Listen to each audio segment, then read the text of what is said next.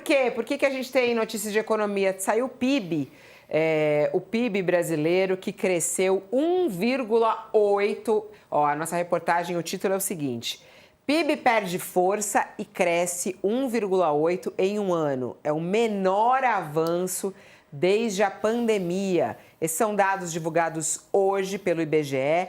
A economia brasileira desacelerou e cresceu 1,8 no terceiro trimestre de 2025, na comparação com o mesmo período do ano passado. Dados do IBGE. Apesar de positiva, a variação corresponde ao menor avanço anual para o intervalo entre julho e setembro, desde a pandemia da Covid. Bom, nós estamos em contato com o economista Pedro Menezes, que é o nosso convidado neste momento aqui no nosso UOL News, para falar a respeito disso. Olá, Pedro, seja bem-vindo. Bom dia, boa tarde já. É aqui, é? Abre o seu áudio, porque eu tô, assim, a leitura labial sua não é fácil. Agora já foi. digo que Agora não é foi. fácil a sua leitura labial, porque você fala rápido. Aí eu fiquei tentando ler ali a leitura labial dele, ó, não consegui. Vai lá, Pedro, boa tarde, seja bem-vindo. É um prazer estar aqui de novo com vocês. Sou espectador do programa, como já falei. E estou aqui com todos os olhos abertos para poder tirar todas as dúvidas e poder conversar sobre esse assunto com vocês. É isso. Em primeiro lugar, eu quero saber, quando você vê essa notícia, eu sei que vocês, né, economistas, já fica dentro do esperado, não acaba sendo, não é uma surpresa, né? Não é uma surpresa, já era esperado isso, aquilo. Vamos falar para o brasileiro, para a nossa audiência, para a nossa plateia. É bom, é ruim? Para onde estamos indo? O que isso significa para nós brasileiros? Eu acho, Fabiola, que até uma das coisas que mais diferenciam os economistas é que essa pergunta se torna legítima, né? É bom ou é ruim? O PIB desacelerou, parece uma coisa necessariamente ruim. Mas era, e eu até cheguei a falar isso em outra participação aqui do programa, um dos objetivos da política econômica desse ano. O Brasil não conseguia ficar crescendo 4%, 5% recorrentemente, como chegou ocorrendo pós-pandemia, sem ter uma alta da inflação. Então, como a gente viu, o Banco Central está diminuindo os juros, o objetivo era especificamente diminuir o crescimento da economia, e é exatamente isso que a gente está vendo, não por acaso. Então, como dizem os jovens, não é bug, né, quando tem um erro no jogo, é feature, quer dizer, é uma característica do jogo. Era isso que os atores de política econômica queriam, desacelerar a economia. E aí, tão louco, explica isso pra gente, Pedro. Eu adoro que o Pedro tem a linguagem aqui, muito da nossa audiência, que o pessoal é jovem, moderno. Pedro, não, assim, é muito legal. Vários economistas vêm aqui e falam, não, porque precisa desacelerar. A gente aprendeu que a economia precisa crescer. Como é que a economia precisa desacelerar? Explica isso pra gente, isso é muito importante. Até mesmo antes de entrar na faculdade, antes de estudar na faculdade, eu tinha uma dificuldade de entender isso. Tem uma coisa que me ajudou muito a entender, que é pensar em oferta e demanda, gente. A economia precisa crescer, mas você tem o lado da oferta e o lado da demanda. O lado da oferta é o quê? O que a economia consegue produzir. O lado da demanda é o que as pessoas estão demandando, o que é que elas estão querendo consumir. Se a gente consome mais do que produz, os preços crescem.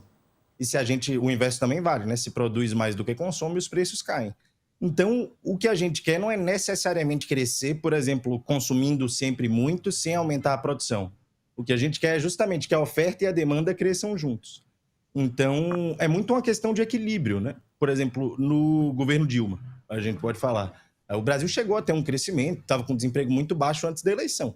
Chegou um pouco depois e a gente viu o que teve que acontecer, porque a demanda estava muito acima da oferta. Quer dizer, a demanda teve que cair e a oferta não vai subir da noite para o dia muito. Então, é esse jogo que os economistas querem fazer. E é por isso, justamente, que nem sempre um crescimento disparado da economia é necessariamente bom. Roda aberta. Agora, Pedro, como você... E só um comentário, Fabiola, breve, que é... Eu lembro muito do governo Lula, quando eu... Quando eu era mais novo e eu via o debate sobre salário mínimo tá alto demais. Você lembra disso, Josias? Que era uma coisa que eu não entendia. Eu achava, meu Deus, essas pessoas são malvadas. Né?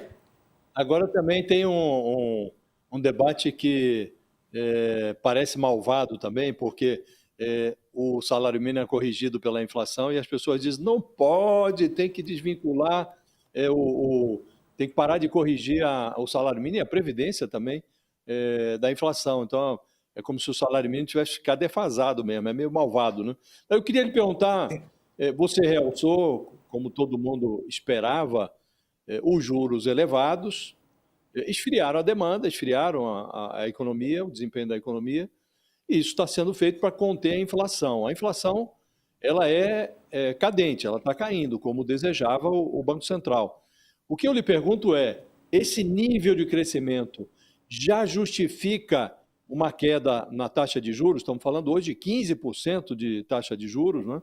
É uma taxa lunar. Chegamos já ao ponto em que a taxa vai decrescer, ou você imagina que, em função de eventuais desequilíbrios fiscais, o Banco Central vai arrumar algum argumento para manter a taxa de juros alta até meados do ano que vem? Eu acho que uma redução gradual a gente já vai ver. Até porque o que a gente viu, o crescimento começou a diminuir bem logo depois do Banco Central começar a aumentar a taxa de juros. Começou a cair ali em 2024 e a gente vê que está caindo recorrentemente todos os meses. O que é que a gente viu agora? Alta da Bolsa. O que significa que não só sou eu que estou esperando isso, a Bolsa cai, porque quando os juros de título público existe uma expectativa de que vão cair, as pessoas ficam mais propensas a tomar risco, né? A comprar Bolsa. Então, essa expectativa, mesmo antes do Banco Central baixar juros, isso já faz com que a Bolsa aumente. E o que a gente está vendo agora é exatamente isso. Então, a expectativa geral dos agentes de mercado é essa, e eu também vou nessa linha.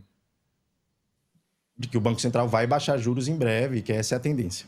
Mas vai baixar em quanto e daqui a quanto tempo, Pedro, na sua previsão? Gradual, provavelmente. Gradual. Vão de pouquinho em pouquinho. Até o próprio Haddad falou que... Eu não lembro exatamente como é que ele falava, mas ele falava muito no início do governo que era a política monetária não pode ir muito para o lado nem muito para o outro, né? Tem que ser sempre um pouquinho gradual. Você vê agora, eles começaram aumentando em 0,5, porque estava com um susto de inflação grande, depois foram 0,25, 0,25, aí pararam. Eu acho que vai voltar ainda com cortes menores e com o tempo, só a gente não vai baixar de 15 muito rápido. Tem apuração, inclusive, tem uma apuração da Amanda Klein, inclusive falando exatamente isso já, trazendo informações de bastidores do Ministério da Fazenda. Assessores próximos ao ministro da Fazenda, Fernando Haddad, veem esse PIB mais fraco do terceiro trimestre. O dado que faltava, segundo aí ouviu as aspas do Ministério, o dado que faltava para o Banco Central estar seguro de começar o processo de corte de juros. Né? E vão além, acham que essa é a senha para um processo de reprecificação no mercado para a primeira redução em janeiro. É o que diz aqui os detalhes na nossa página do UOL, na coluna da apresentadora Amanda Klein e colunista aqui do UOL. Vai lá, Sakamoto. Pedro, boa tarde, tudo de bom para ti? Escuta, a gente até, quando vem os colegas economistas aqui, o Felipe Salto, etc., a gente até faz essa cutucada assim, porque tinha muito economista dando uma previsão catastrófica para esse final de ano. Falou, olha, se o emprego continuar caindo, né? Quer dizer, se o desemprego continuar caindo, se acontecer isso, acontecer aquilo, no final do ano a gente está chegando com mínima histórica de desemprego, né? Da série histórica, alta de renda, né? Estamos com o dólar abaixando, estamos com a inflação entrando não vou dizer, não está no centro da meta, mas está no topo da meta, né? Mas dentro da banda alta da meta, o dólar caindo, possibilidade, como você mesmo colocou, de começar um processo de redução dos juros, né? O que a maioria dos economistas que previu que isso tudo não aconteceria simultaneamente errou? Bom, primeiro existe incerteza, me parece que isso é essencial, e até aquelas previsões, Sakamoto, que muitas vezes acho que a imprensa e até mesmo o Banco Central, quando divulga o Boletim Foco, divulga a previsão pontual, né? Só que sempre tem um intervalo de confiança, e o intervalo de confiança é grande porque a economia é uma ciência social complicadíssima. Então, se você for ver, as previsões nem estão inteiramente erradas, elas estão mais próximas do extremo do intervalo de confiança, pelo menos em grande parte. Mas uma coisa que tem vários fatores que foram difíceis de prever. Por exemplo, o comportamento do Trump parece estar ainda mais radical do que no primeiro governo e com relação ao dólar, isso está afetando muito. Eu lembro que no início do ano tinha uma preocupação muito grande com relação ao dólar. E isso parece estar mais acalmado. Existe a questão também de credibilidade do Banco Central. Muita gente apostou, e eu mesmo brincava, tem em economia esse dualismo entre o pombo e o falcão. Tinha até um professor meu que fazia as provas com Pombini, que era o Tombini, presidente do Banco Central, na época do governo Dilma. Eu cheguei a fazer prova no fim da faculdade com um presidente do Banco Central imaginário chamado Pombini. E se falava que o Galípolo era o maior pombão. E ele está se mostrando um grande falcão. Pelo menos o Banco Central conseguiu segurar essa questão de credibilidade. Houve a surpresa do Trump, que acabou afetando muito a parte do dólar. Não houve uma agenda fiscal. Existe um problema fiscal estrutural que eu acho que o governo ainda não respondeu, mas não existe agora uma agenda fiscal de estourar as contas. Essa altura do governo Bolsonaro, o Guedes estava falando que ia fazer o diabo para vencer a eleição. E a gente, claro, vê movimentações do governo, mas não algo tão forte. E eu acho que todas essas expectativas... Tem muita análise política também, isso vale lembrar, Sakamoto. E é uma coisa importantíssima, assim, foi a primeira coisa que eu lembrei quando eu vi os números de hoje. Que foi... Eu lembro que até discuti com o Joel Pinheiro, que é um grande amigo meu, que gosto muito, mas eu discuti que ele escreveu uma coluna na Folha que ele dizia que ia ser o governo Dilma 3. Eu falei, Joel, não tem a menor chance de ser o governo Dilma 3, a gente tá vendo aí os incentivos, o Lula não tem esse perfil e tal. Eu tive essa discussão com ele na virada de 22 para 23. E eu acho que um bom resumo disso é que a gente não tá vendo o oposto do que o governo Dilma fez foi isso. Desacelerar a economia um pouco antes da eleição para colocar a inflação mais perto da meta e a Dilma não seguiu essa linha. Então, eu acho que essa surpresa positiva, ela também influencia. Então, eu colocaria esses 3 fatores. O Banco Central, Trump e até uma postura do governo que não parece tão populista quanto muita gente imaginava.